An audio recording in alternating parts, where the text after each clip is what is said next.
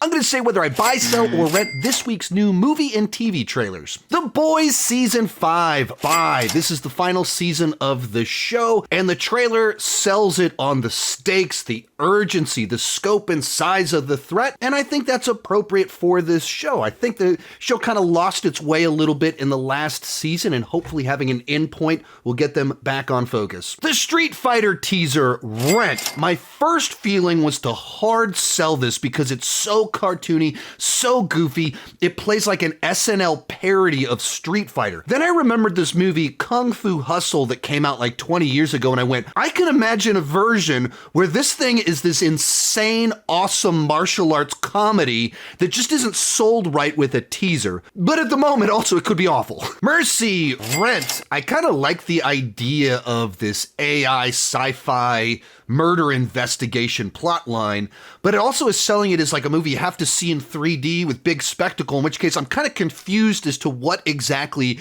the hook is for this movie. A Knight of the Seven Kingdoms, Cell. This is the new Game of Thrones spin-off. It's meant to be a little bit more lighthearted, but the idea of Game of Thrones minus the epic storytelling plus Marvel humor isn't appealing to me. My understanding is it's only 6 episodes and they're only 30 minutes long, so it's only a 3-hour season, if I'm not mistaken, which I could be, but I just don't get it. I don't get the appeal here. Supergirl, bye. This looks like a fun space adventure with a very different Kryptonian from Kal-El. This is the first DCU project which is not written or directed by James Gunn, which is interesting because the trailer feels very Guardians of the Galaxy. It feels more like James Gunn than Superman did, but since I like Guardians of the Galaxy and it looks like a fun trailer, that's not really an objection or a problem.